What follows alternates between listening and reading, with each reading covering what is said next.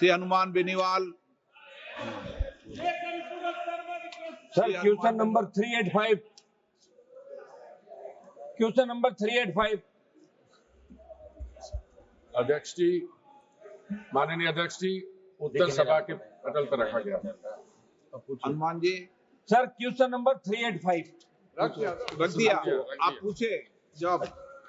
अध्यक्ष महोदय, वर्ष 2018 में थोक एलपीजी परिवहन के लिए आमंत्रित की गई निविदाओं में एलपीजी ट्रांसपोर्ट करने का काम उन्हें भी दे दिया गया जो एमएसएमई के अधिनियम, न्यायालय आदेश और लागू विनियमों की अनुपालना करने में विफल रहे। न्यायालय के स्थगन आदेश की आड़ में प्रभावशाली और अपात्र ट्रांसपोर्ट ऑयल मार्केटिंग कंपनियों और मंत्रालय बिना पढ़े पूछा करो क्वेश्चन। सवाल ही पूछ रहा हूँ। चलाते रहे मंत्री जी ने जो जवाब दिया है उसी क्रम में मैं आपके माध्यम से पहला सप्लीमेंट्री सवाल में मंत्री जी से कर रहा हूँ। अध्यक्ष महोदय, मंत्री जी आपने जवाब में कहा कि एमएसएमई के अंदर जो ट्रांसपोर्टर पात्र नहीं थे उनमें से कई लोग न्यायालय से स्थगन आदेश ले आए, इसलिए उनके प्रचलन जारी रखने की बात कही। मैं मंत्री से पूछना चाहता हूं कि वर्ष 2018 के इस मामले में माननीय न्यायालय ने एमएसएमई में जो पात्र ट्रांसपोर्ट नहीं थे उनके पक्ष में दिया गया स्थगन आदेश क्या आज तक प्रभावी है, जो उन्हें लगातार प्रचलन की अनुमति है? और यदि स्थगन आदेश टूट गया तो उसके बावजूद ऐसे ट्रांसपोर्टर को ऑयल मार्केटिंग कंपनियों के अफसरों ने उन्हें 21 आधार पर काम दे रखा है, बताने का कष्ट करें मंत्री जी आप।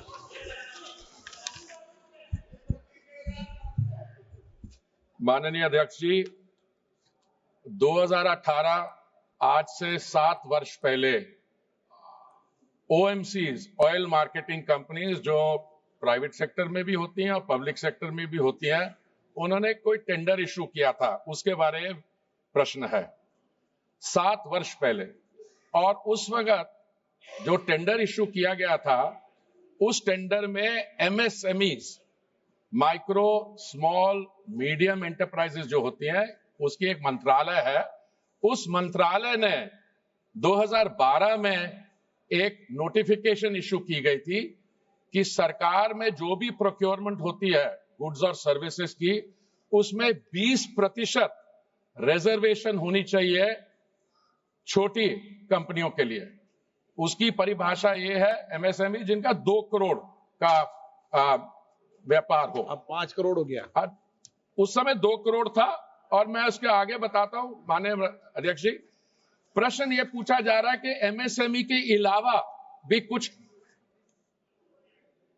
कंपनियों को अवार्ड किया गया, पर एमएसएमई की तो रिजर्वेशन सिर्फ 20% थी। तो ये कहीं नहीं कहा गया एमएसएमई मंत्रालय की गाइडलाइंस में कि 100% होनी चाहिए। पर उस समय जो सवाल उठी थी, ऑनरेबल मेंबर पढ़ रहे थे तो मैंने सुना नहीं कि उन्होंने ये बात की। सवाल यह उठता है कि उस समय जब कुछ लोगों ने इस पे चिंता व्यक्त की, उन्होंने ये कहा कि ये एमएसएमईज जो हैं उनको आउट ऑफ टर्न मिल गया है या उनको नहीं मिलना चाहिए था।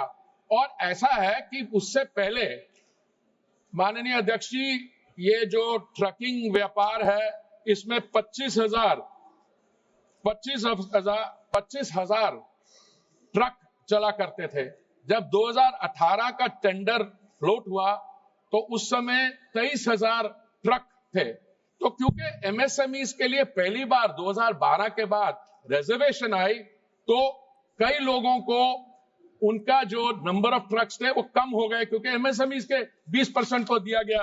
तो हुआ उसके बाद ये कि कुछ लोग आए हमारे पास, जो भी मंत्रालय। माननीय मंत्री जी, ये तो बताओ, ये संसद के स्तर का प्रश्न है क्या? ये है ही नहीं, तभी तो मैं आपके ये तो कंपनियों ने दी है। ये महारत्ना कंपनीज हैं जिनका टर्नओवर पिछले 3 साल में, जिनका मुनाफा 5,000 करोड़ से अधिक है। और ये तो कंपनियों ने, सरकार का कोई लेना देना नहीं है। तो माननीय अध्यक्ष महोदय, ये मेरा सवाल पहले भी 4 नंबर पे आया था, उस दिन चला नहीं हाउस। अध्यक्ष महोदय, वो दूसरा सप्लीमेंट्री मंत्री जी से पूछ रहा हूँ, आपकी बात ढंग से सुन लेना आप, है ना।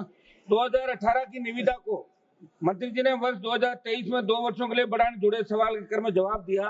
वो ठीक तरीके से नहीं, गुमराह करने वाला, क्योंकि यदि सभी ट्रांसपोर्टरों ने वास्तव में विस्तार के लिए सहमति दी थी तो कुछ ट्रांसपोर्टरों ने मद्रास उच्च न्यायालय में विस्तार को चुन देने वाली रिट याचिका क्यों दायर की?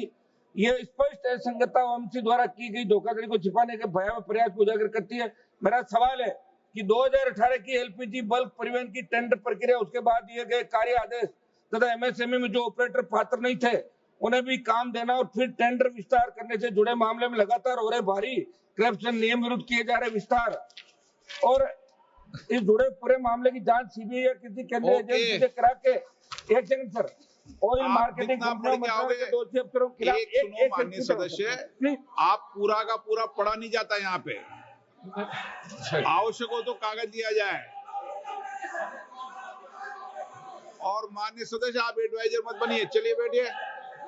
माननीय मंत्री जी। माननीय अध्यक्ष जी, जो 2018 में कंपनियों ने टेंडर फ्लोट किया, सरकार ने नहीं किया, जो कंपनियों ने टेंडर फ्लोट किया वो 5 वर्ष के लिए था और वो टेंडर में ये भी लिखा गया था कि अगर कंपनी को, और आप सरकार ने कोई फ्लोट किया था क्या? नहीं, हमने कभी फ्लोट नहीं किया।